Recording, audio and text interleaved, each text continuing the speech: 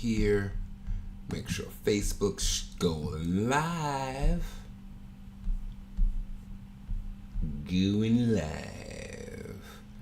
What up, though? Yeah. If you don't know, here's a few moments for y'all to come on in and invite a friend. I'm going to say it again, so you got them on it. You got them, man. Let's see. Boom. What?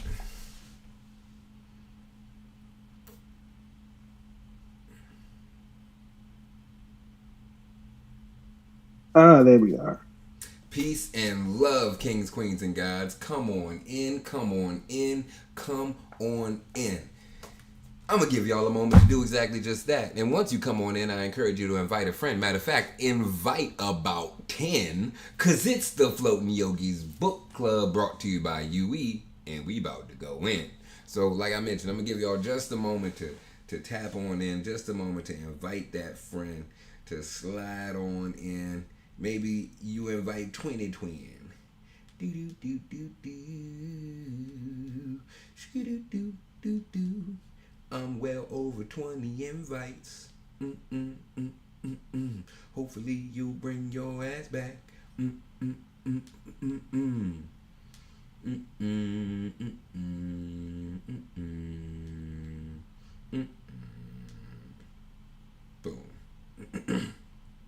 There we go. Make sure to check out the UE.DC Instagram for your daily meditation check-in. Just hop on that story, click Move to Meditated, and then you can join the Growth Gang, which is just a community of people who meditate, care about our growth, and you get a shout out. Real simple. And just another way to tap in and connect with other people who are in alignment with you, trying to better themselves, because that's a powerful thing to be around, a community and people who are looking to better themselves. That's a way for us to continue to elevate ourselves. That's a way for us to not take negativity or criticism so harshly, but actually use it as a tool for growth and evolution. And peer pressure is only negative with negative peers. Come on now, you gotta have the right people. You gotta have the right folk in your corner. And that specifically just brings me to the point. Some of the people who help me be me and help me do what I do. My dude, DJ Tony Payoga, he's part of the crew. A dimension where people are our greatest resource. And if you're looking for a resource, he's a phenomenal one. Tap in for the daily meditation, accountability, for just a moment to check in and breathe. Maybe it's, I don't know what's going on. I'm trying to connect with a new group, or I got this question and it's a little awkward question, but I don't even know how to phrase it. Man, he got the resources to get you together, to figure out how to articulate it, to figure out what the question you're actually looking for is. Just tap on in with him. He got you with all of those things. Even, daily accountability, just staying great and being you. Tap in. Watch she get you right. Watch she get you together. Another one is Brent LV. Fantastic, y'all. He got all my digital assets together. Check the YouTube, the Facebook, all those fun thumbnails and such. He got me together, the SEO. So if you want some website stuff, go and hit him up. Send him a DM. He gonna get you together right. We also got Buddha a Blessing, the sounds, the vibrations that you hear through the midday mind, right, through all of these other modes that we have, these other services available. That's where they come from, handmade from India. We also got UE Urban Yogic Wellness and Education. What? Where we're restructuring health and wellness in the community, one healthy habit at a time. Bringing the power of healing and evolution back to the individual's hands. Your hands, your uncle with the bum knees, your brother with the broke back. All these issues, we can create healthy habits to create a better state of well-being. We got one more. And I'm going to keep doing it till I get it so smooth and buttery they can't help but to pay me. Goodness gracious. We also got another sponsor, Lifeform, another sponsor. Lifeform, as I always mention, their mats are phenomenal. They have the slip resistance that you need to start to improve, start to refine the jump through, start to refine your movements. So you're not slipping, you're not sliding on the mat. And those things that we learn on the mat, the way to deal with the anxiety, deal with the stress, deal with the things that come up that stir something in us. I got you. Come on to the book club. Come to Midday Mind Right. That's where we're going to work on the off-mat things. Lifeform's going to give you the mats for you to work on the on-mat things, and I'm gonna give you the things to bring the mindfulness off the mat and into your life. The blessings off of the mat, off of just the yoga people you hang around, but bring some of those vibes, those energies into your day-to-day life. And we got you here, right here at UE. All right. Shoosh. Yeah, we be vibing. Because the people, you got to know about the folks that I'm around because they just amazing people. It's that simple. And it ain't even just the people. It's the company that they keep, too. You see what I did there? Come on now. All right. So last week I was reading, we've been reading the 4 agreements. And last week the 4 agreements got me like banned on social media for about 48 hours for what was it? Facebook for like 48 hours or something. So we gonna run it back because it wasn't banned for a week. Why not? It was clearly something that was stirring up the wrong thing in them, and that's what the world needs. That's what the world needs. So, without further ado, if you are vibing with us, we are on we're gonna start on page 15. If you have the book. It might be page 6 if you're in an online PDF. Check that out. Let's tap in. All of humanity is searching for truth, justice, and beauty. We are on an eternal search for the truth because we only believe in the lies we've stored in our mind. We're on a search for justice because in the belief system we have, there is no justice. We search for beauty because it doesn't matter how beautiful a person is. We don't believe that person has beauty. We keep searching and everything is already within us. There is no truth to find. Wherever we turn our heads, all we see is the truth. But with the agreements and beliefs that we have stored in our mind, we have no eyes for the truth. I like that. Ooh. With all the agreements we have stored in our mind, we don't have the eyes for truth. So essentially, we're blind. What up, Sneaky? What's good with you? I see you sneaking in this thing, trying to get a little bit of this knowledge. It took me a second to get it, but that's just like my phrase that I say, you can't teach somebody something they already know. So in other words, if you know that 1 + 1 = 3, I can't teach you that 1 + 1 = 2. You don't have eyes for the truth if you're already full of truth, and that's all you can see. I like that. I don't even have nothing to add. That was just... Can't teach somebody what they already know. Yeah, you gotta reroute it. You gotta unlearn it. That's the whole... They got a whole type of... Moving forward, because that's gonna get saucy.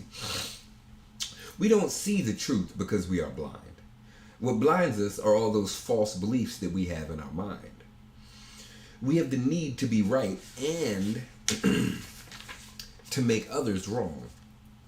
We trust what we believe, and our belief is set up for suffering. It's as if we live in the middle of a fog that doesn't let us see any further than our own nose. We live in a fog that's not even real. This fog is a dream, your personal dream of life, for what you believe. All the concepts you have about what you are, all the agreements you have made with others, with yourself, and even with God. Your whole mind is a fog, which the Toltecs call mitote. Your mind is a dream where thousands of people talk at the same time and nobody understands each other. The monkey mind, we call it here in yoga. Same concept. This is the condition of the human mind. It's a big mitote, maya. And with that mitote, you can't see what you really are. In India, they call the mitote maya, which means illusion. It's the personality's notion of I am. Everything you believe about yourself and the world, all the concepts, the programming that you have in your mind are all mitote. We cannot see who we truly are. We cannot see that we are not free.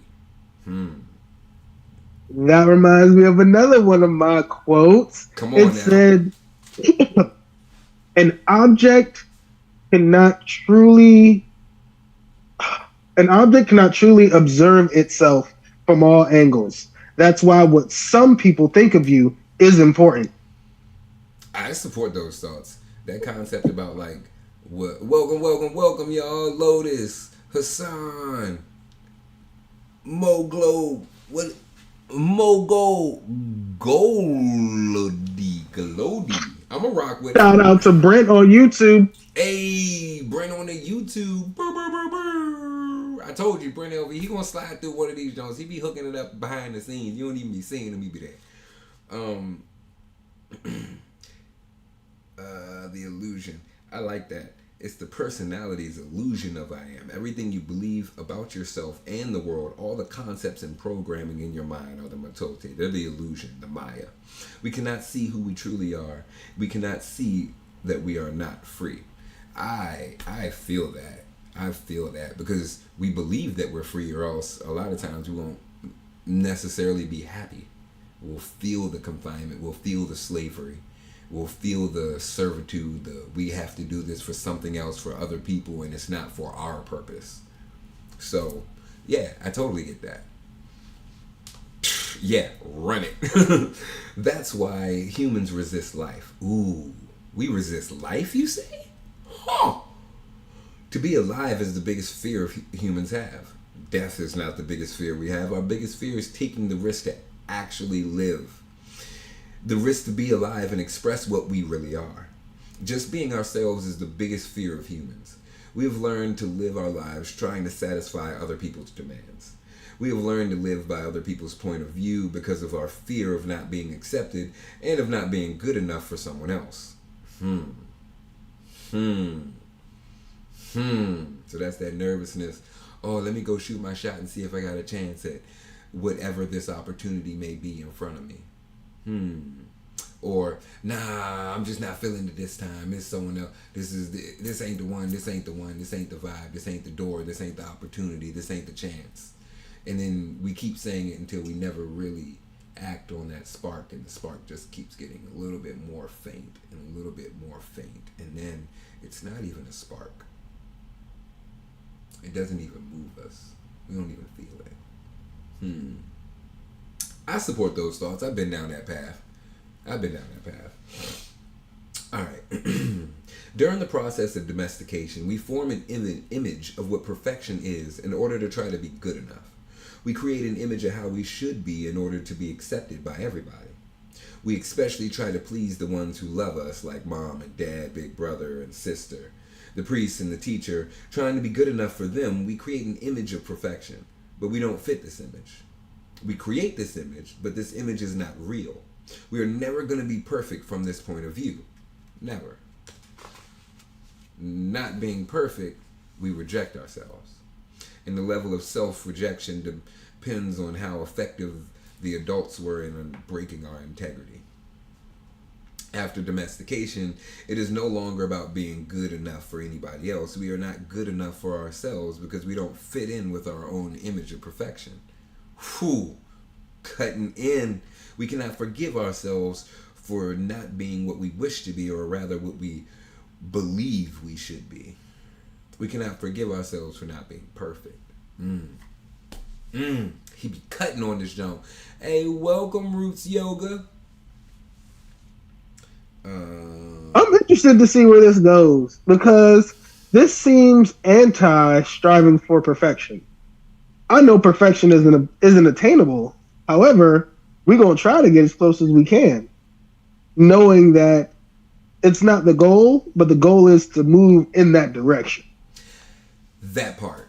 The end that you just added is what they're trying to get. That's why I'm interested where they're going. So they like unlearning the whole concept of this perfection, this idea in our head. They're unlearning that so they can relearn, hey, it's about the striving. So let's see where they go. We know we are not what we believe we're supposed to be, and so we feel false, frustrated, and dishonest. We try to hide ourselves, and we pretend to be what we're not.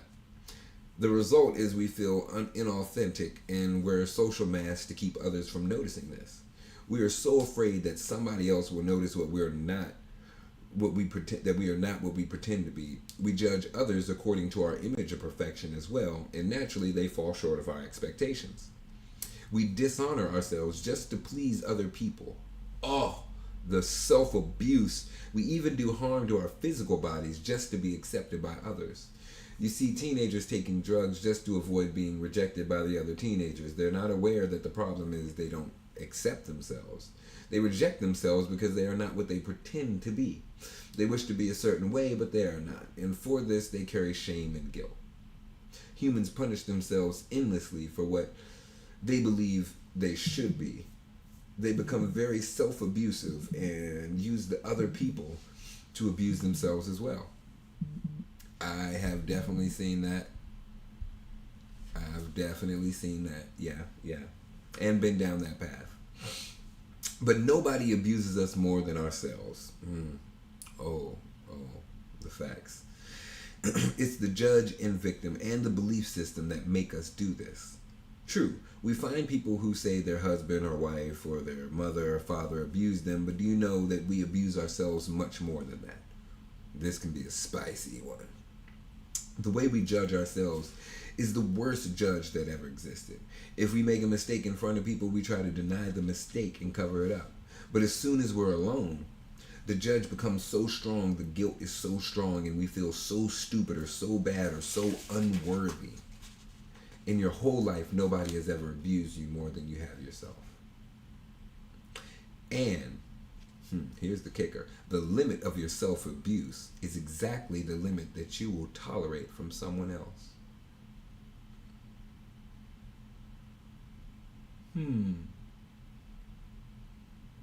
Exactly the amount of self-abuse you will tolerate from someone else. Say more. If someone abuses you a little more than you abuse yourself, you'll probably walk away from that person. But if someone abuses you a little less than you abuse yourself, you'll probably stay in the relationship and tolerate it endlessly. Because, it could be worse. I do worse. I've seen worse. I've experienced it. It's barely holding a flame, a candle to the flame.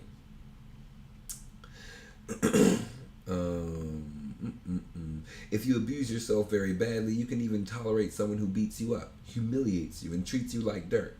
Why? Because in your belief system, you say, I deserve it. This person is doing me a favor by being with me. I'm not worthy of love and respect. I'm not good enough. We have the need to be accepted and to be loved by others, but we cannot accept and love ourselves.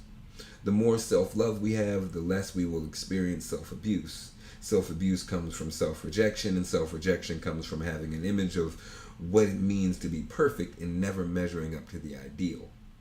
You see where we're getting with this? Our image of perfection is the reason we reject ourselves. It is why we don't accept ourselves the way we are and why we don't accept others the way we are. So essentially, all of that self-rejection, all of that self-abuse is essentially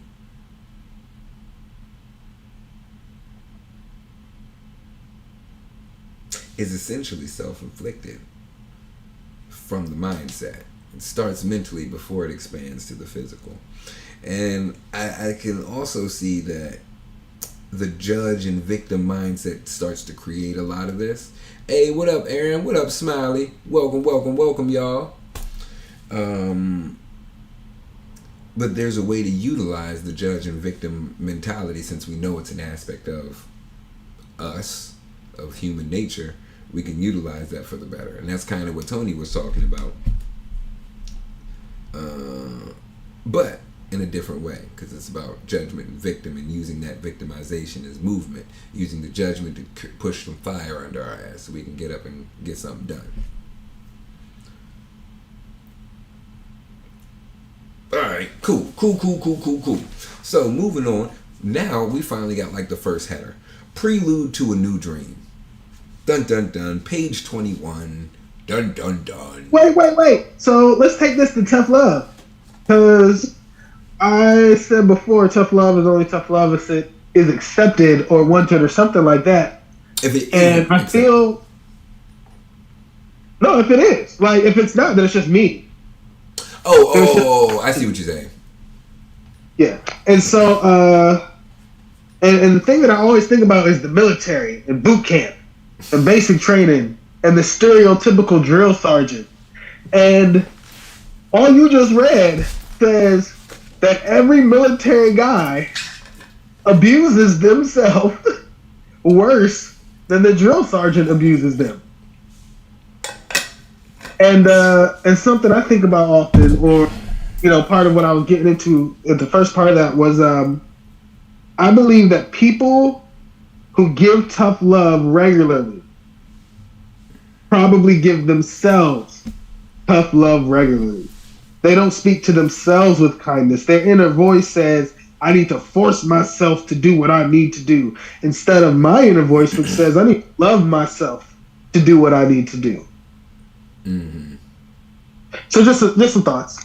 Nah, I feel that, and that's again like the mindset behind it that we're talking about, making that shift, the actual alignment, changing the inner, because the actions could still be the same, but changing the intention behind the action.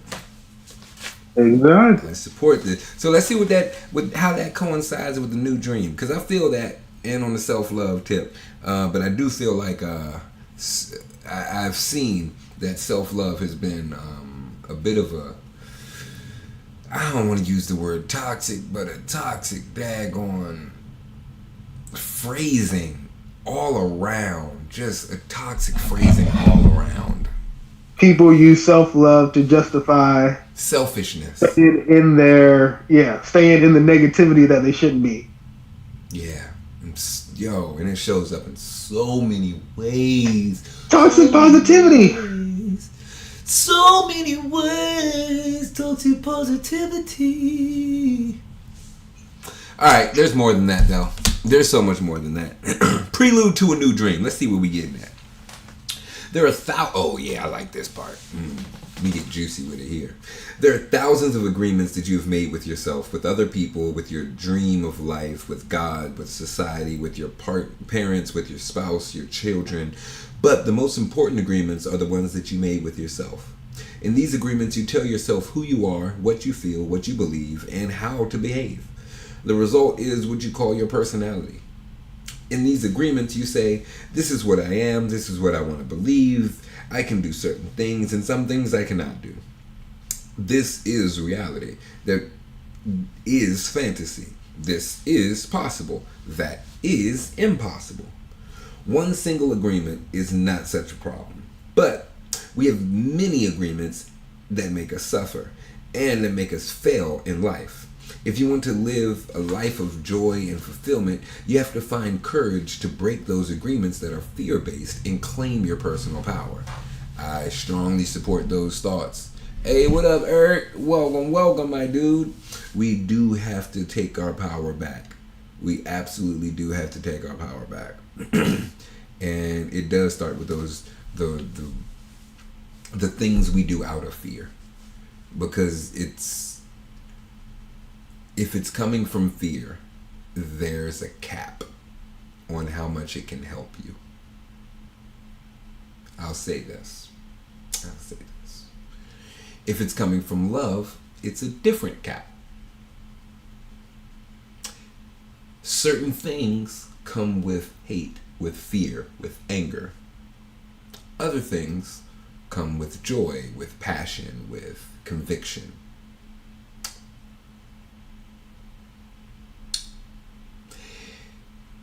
If we start something in fear, we're going to continue through fear.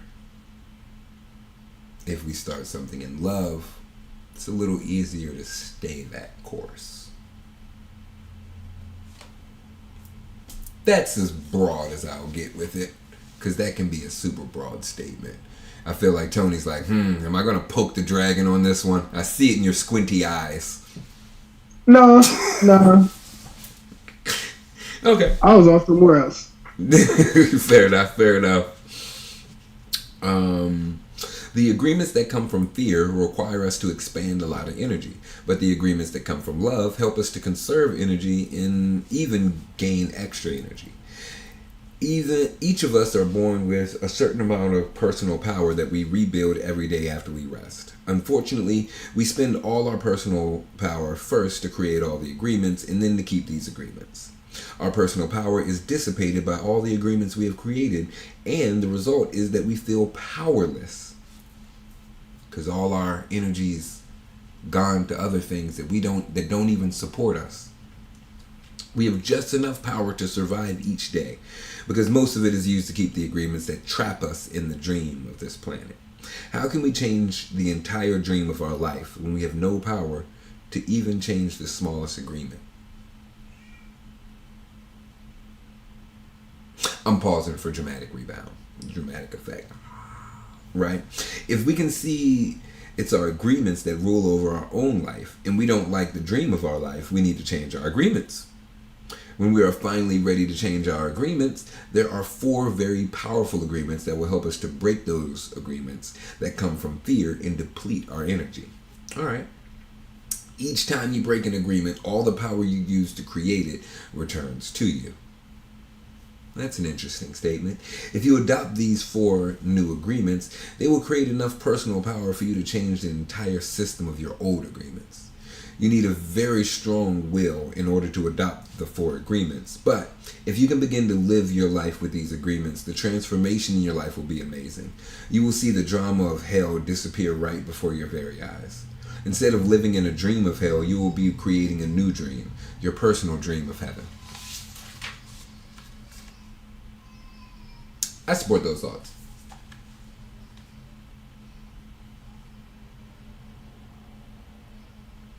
Yeah, we heard it too. Y'all hear that too?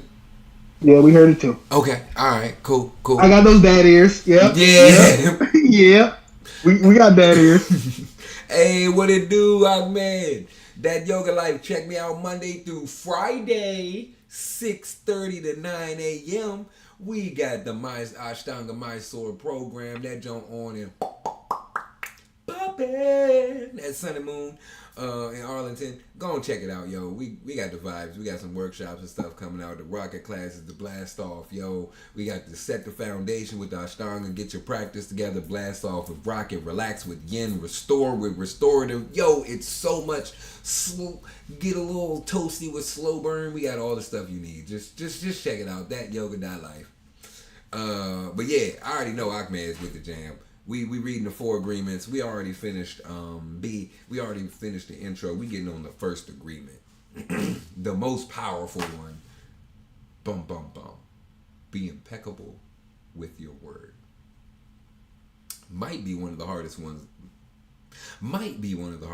to do, but damn sure one of the most impactful. The first agreement is the most important one, and also the most difficult one to honor. It's so important that with just this first agreement, you will be able to transcend the level of existence I call heaven on earth.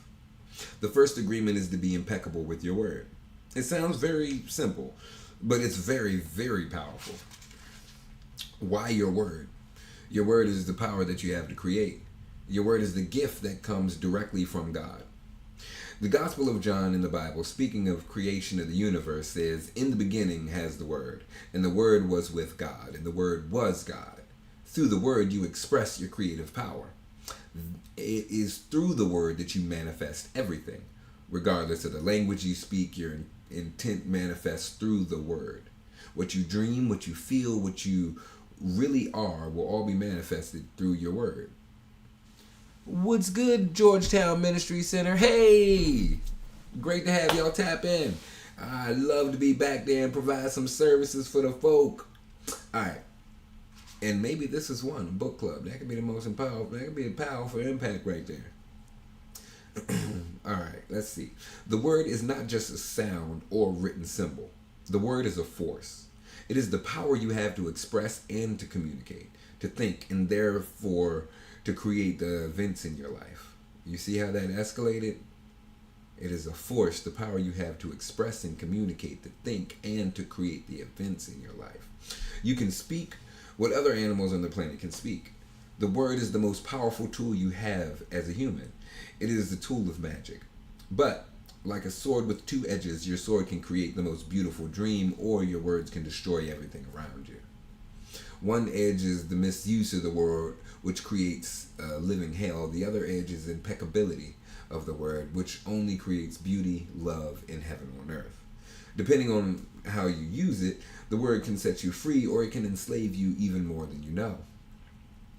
All the magic you possess is based on your word.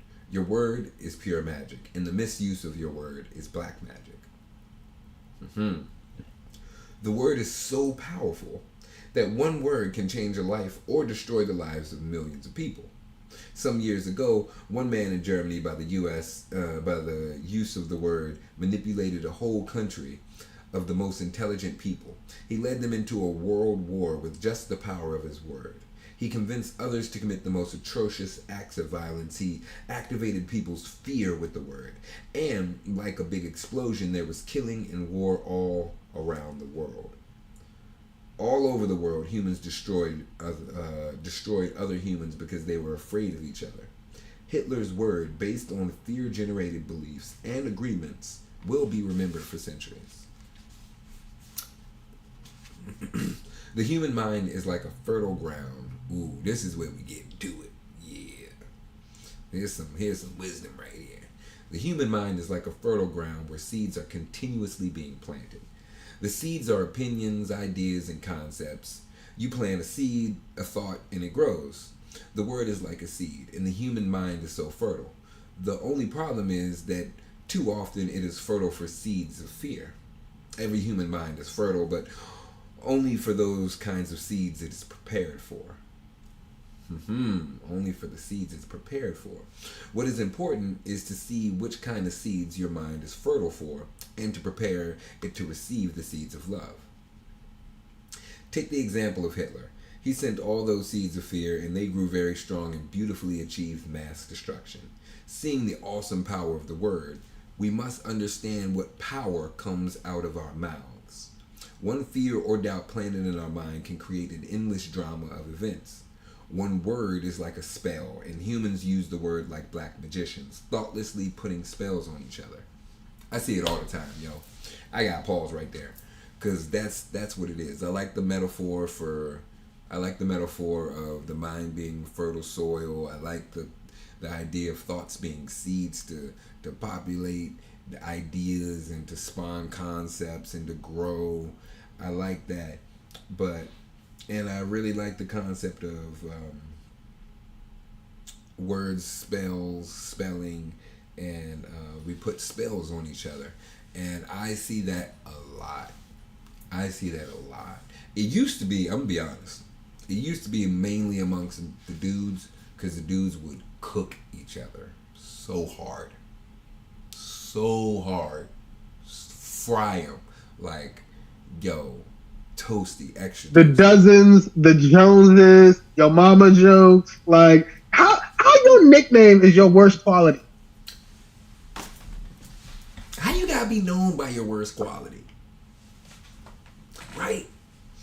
So it's some interesting concepts there. It has expanded. I do thoroughly believe that it has absolutely expanded to the women now too. And it's interesting. But I definitely see the thoughtlessly casting spells on each other. And that's one thing that should definitely be addressed, especially to your close circle. That's all I got. Every human is a magician, and we can either put a spell on someone with our word, or we can release someone from a spell. We cast spells all the time with our opinions. An example, I see a friend and give him an opinion that just popped into my mind. I say, I see that kind of color in your face in people who are going to get cancer. If he listens to the word, and if he agrees, he will have cancer in less than 1 year. That's the power of the word. During our domestication, our parents and siblings gave their opinions about us without even thinking. We believed these opinions and we lived in fear over these opinions, like not being good enough at swimming or sports or writing. Someone gives an opinion and says, "Look, this girl's ugly." The girl listens, believes she's ugly, and grows up with the idea that she's ugly. It doesn't matter how beautiful she is, as long as she has that agreement, she will believe that she's ugly. That is the spell she's under. So many people under so many spells. Einstein says everybody's a genius, but if you judge a fish by its ability to climb a tree, then it will live its entire life feeling inferior. He knew a little something about psychology, not just math. By hooking our attention, the word can enter our mind and change a whole belief for better or for worse. Another example, you may believe that you're stupid, and you may have believed this for a long time, as long as you can remember. This agreement can be very tricky, causing you to do a lot of things just to ensure that you are stupid. You may do something and think to yourself, I wish I were smart, but I must be stupid or I wouldn't have done that. The mind goes in 100 different directions, and we could spend days getting hooked by just that one belief in our own stupidity. Then, one day, someone hooks your attention using the word, lets you know that you are not stupid. You believe what the person says and make a new agreement. As a result, you no longer feel or act stupid. A whole spell is broken just by the power of the word. Conversely, if you believe you are stupid and someone hooks your attention and says, yes, you are really a stupid person I've ever met, the agreement will be reinforced and will become even stronger. See what I mean? It's just a lot of just boom, boom, boom. Yeah, I feel that. Yeah, I can see that. That resonates. That reads. That, peculiar, but okay. Now let us see what the word impeccability means. Impeccability means without sin. Impeccable comes from the Latin precautious, which means sin, and I'm in impeccable means without. So, impeccable means without sin. Religions talk about sin and sinners, but let's understand what really means to sin. A sin is anything that you do which goes against yourself. God. That's not in the book, I just said that. For those who are uncomfortable with it, just make you a little uncomfortable. A sin is anything that you do which goes against yourself. Everything you feel or believe or say that goes against yourself is a sin. You go against yourself when you judge or blame yourself for anything. Being without sin is exactly the opposite. Being impeccable is not going against yourself. When you are impeccable, you take responsibility for your actions, but you do not judge or blame yourself. That's where the power lies, because then we have the awareness to see clearly reality in front of us. And when we can see what's in front of us, we can actually make adjustments. If we're looking through the fog, looking through the haze, looking through the mitote, looking through the maya, then we're not truly grasping what we believe we are. We're not truly able to move what we believe we can. So, clarity is powerful. So we gotta be impeccable to keep that clarity. All right, let's see. From this point of view, the whole concept of sin changes from something moral or religious to something common sense. Sin begins with rejection of self. Self-rejection is the biggest sin that you can commit. In religious terms, self-rejection is a mortal sin, which leads to death. Impeccability, on the other hand, leads to life. Being impeccable with your word is not using the word against yourself. If I see you in the street and I call you stupid, it appears that I'm using a word against you, but really I'm using my word against myself, because you are going to hate me for this, and your hating me is not good for me. Therefore, if I get angry and with my sword send all that emotional poison to you, I'm using the word against myself. If I love myself, I would express that love in my interactions with you. And then I am being impeccable with the word, because that action will produce a like reaction. If I love you, then you will love me. If I insult you, you will insult me. If I have gratitude for you, you will have gratitude for me. If I'm selfish with you, you will be selfish with me. If I use the word to put a spell on you, you're going to put a spell on me. Being impeccable with your word is the correct use of your energy. It means to use your energy in the direction of truth, love, and for yourself. Being impeccable, truth, love, and for yourself.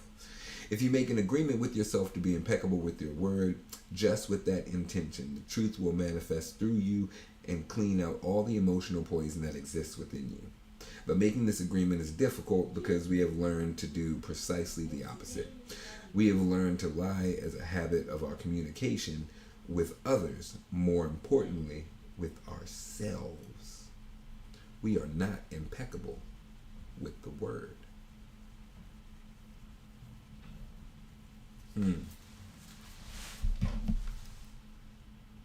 I don't consider it a lie.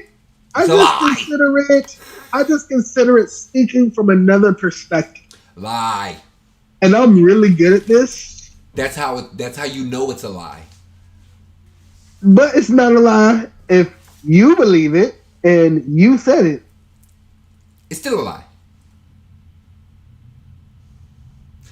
That brings up the notion of an objective truth, which I don't know that I really believe in. Okay. I think we all create our own realities. Okay. So if you tell me your sky is green, I can accept that and we can have a whole conversation and we can both agree for this next hour that the sky is green. I wouldn't consider that a lie. I would consider that a conversation in which I am able to adapt your perspective for a temporary period. But I understand. We have learned to lie as a habit of our communication with others and, more importantly, ourselves.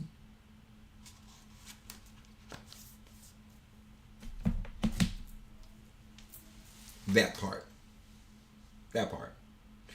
A lie is anything that's not the truth. If we see it one way and then we have to change how we see it to feel comfortable sitting with it, it's a lie. Ooh, that's not true. Because that statement you just said is the same. That statement you just said is the same thing we have to do when we're moving from a lie to the truth. There's still a discomfort there. So discomfort in its own can't be evidence of a lie. So where is the similarities? Ooh, I like this. Ooh, how is that the same? Any change causes discomfort most of the time. So whether you're moving from a truth to the lie or a lie to the truth, that change itself causes some friction within you. So we can't look at the friction as saying, oh, there's friction. That's a lie. However, if you know, hey, I thought about this. This is the only thought that came into my head. And now I am uncomfortable. I don't want to feel this way because I thought about my actions and how they affected someone else. So I'm going to think about the good things that my actions have done. Or I'll think about it from from someone else's. The ends justify the means. For the ends to justify the means. It's not just, I see what you're saying. I like that. That was a nice one. That was a good one. Ooh. Mm-hmm. But nah, I think majority of people know when they're doing this. And the tricky thing is, the smarter you are, the more tricky the mind is to lie to you. Because it's not that we are saying these things to ourselves. We are saying things into the void of the unconscious mind, and the unconscious mind echoes it back to us when a situation with that scenario comes in front of us. I've been talking with my neighbor a whole lot about doctors. Okay. And I don't know why he has it in practice. Sure. Just all doctors apparently, because they're at like the top of the food chain and because they study so much, they have an inflated sense of superiority. And so like it's hard to correct a doctor is basically his point. And so like all you're saying about stuff, I'm just thinking like, oh, yeah, I can see it. Okay. Uh-huh. Yeah, no, I feel you on that. It is challenging to correct those people with those credentials, because I myself, I don't care about all the accolades and those things. Nah, I'm just going to do it because I want to do it. That's what fills me. Not somebody else wanting me to do it. Not why. Just I found this out and I like it, so I'm rocking with it. It's that simple. But that is a very challenging thing for people to do, because just like we were talking about, you got to be outside of the realms of normal a lot of times. Okay, so we talked about doctors. Now let's take doctors, because it's real easy to talk about people who ain't you, who you probably ain't never going to be. Parents have the same problem. I can see that. Parents have the exact same problem. Yeah. Because we feel like we have the power, we have the control, so we have to be right. And a kid's opinion doesn't matter. Or a kid can't know as much as us. They can't teach us nothing. They absolutely can. We all know parents like that too, and I don't want to say nothing that's gonna get us banned. And they be trying to use that, yo. They be trying to use that real quick. And they be talking to me with that BS. I'm like, hold on. I ain't your child.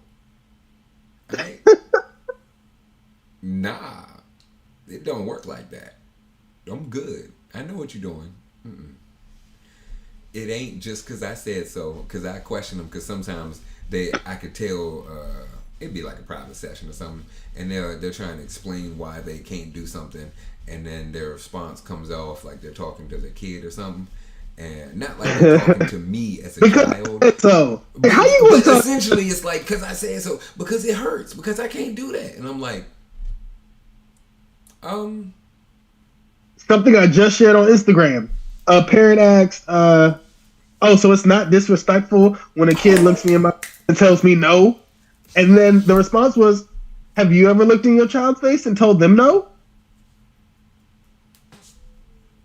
I feel you on that one. It ain't the But I will say this. I do see this. Yes, children are. You do have to listen to children. There is a difference. A child does not have a lot of the development that adults have. And I'll say this. Some of the development that adults have are not properly tuned. That's the best way I got it. Yeah, without offending nobody. Yeah. So I'm gonna type this on the Zoom room, and y'all need to get in the Zoom room from now on. Drop your emails so that you can get in the Zoom room, because we be sharing secret messages that we can't. We can shut us down any day now. Yeah, So join playing these games. Ain't nobody got time for that. All right. We gotta go, because I gotta go. Further away from daggone pool thing. Hold on, where we at? A little bit more.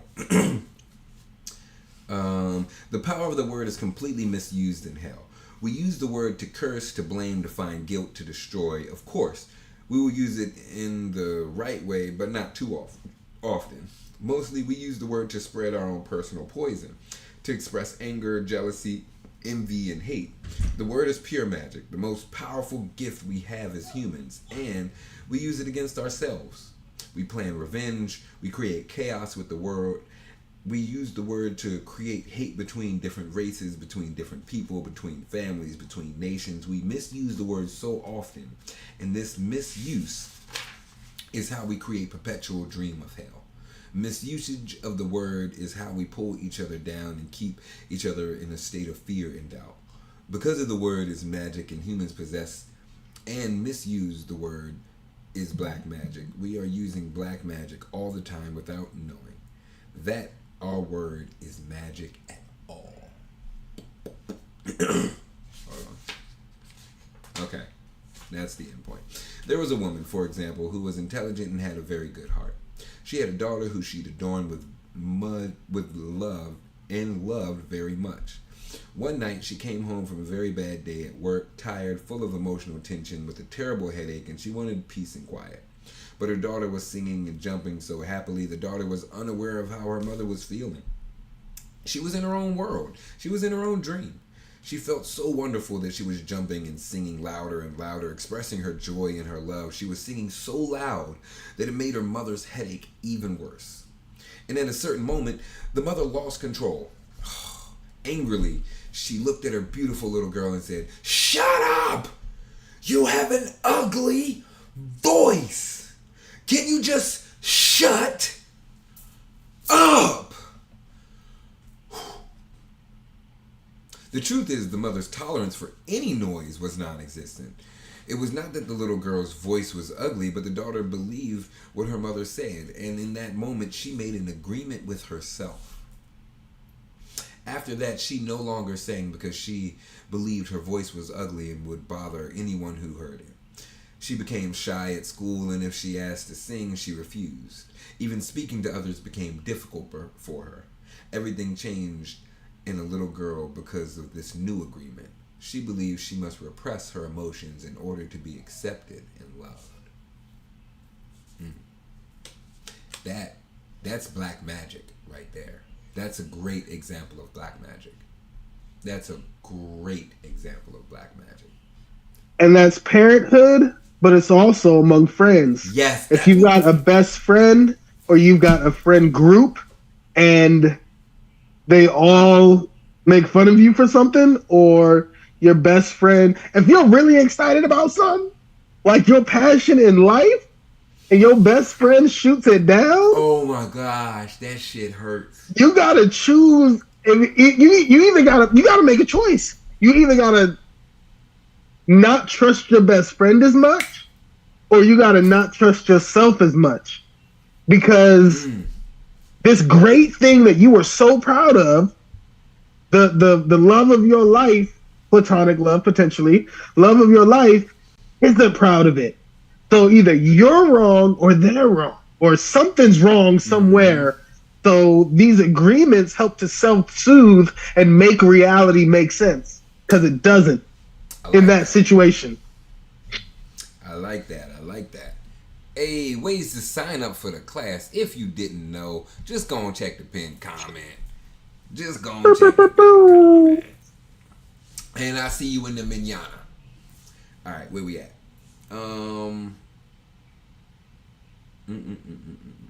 Whenever we hear an opinion and believe it, we make an agreement, and it becomes part of our belief system. This little girl grew up, even though she had a beautiful voice, she never sang again. She developed a whole complex from one spell. This spell was cast upon her at the time by the one who loved her the most, her own mother.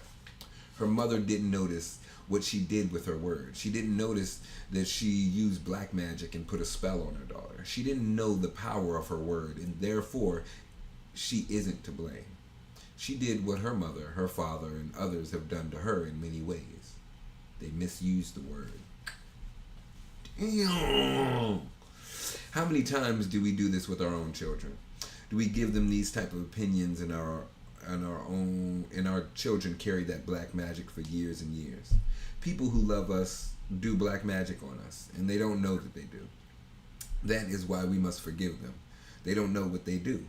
Another example, you awake in the morning feeling very happy. You feel so wonderful, you stay 1 or 2 hours in front of the mirror, making yourself beautiful. Well, one of your best friends says, "What has happened to you? You look so ugly. Look at the dress you're wearing. You look ridiculous." That's it. That's enough to pull you all the way down to hell. Maybe this girlfriend just told you this to hurt you, and she did. She gave you an opinion with all the power of her word behind it. If you accept that opinion, it becomes an agreement. Now, and you put all your power into that opinion. That opinion becomes black magic. These types of spells are difficult to break. The only thing that you can break a spell is to make a new agreement based on truth. The truth is the most important part of being impeccable with your word. On the side of the sword are the lies which create black magic, and on the side of the sword is the truth, which has the power to break the spell of black magic. Only the truth will set us free. Alright, we're going to pause on page 37.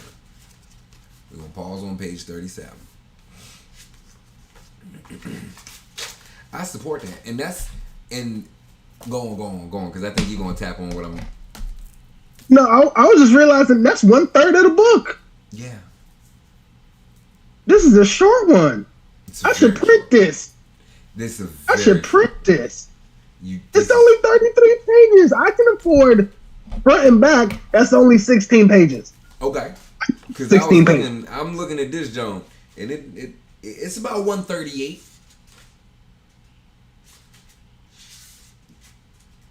Yeah, and that's with the prayers. I don't think I got prayers in my version.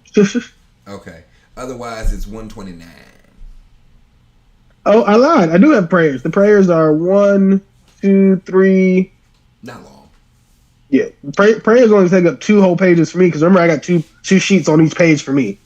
Yeah, it's 4 pages for me. So, yeah, Yeah, we should be through this. We should be lickety split real quick.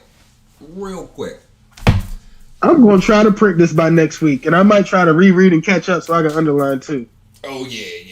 It's got some good things that are gonna come back a little later on in this section that I have underlined, and we're gonna bring it back to the surface, to the forefront.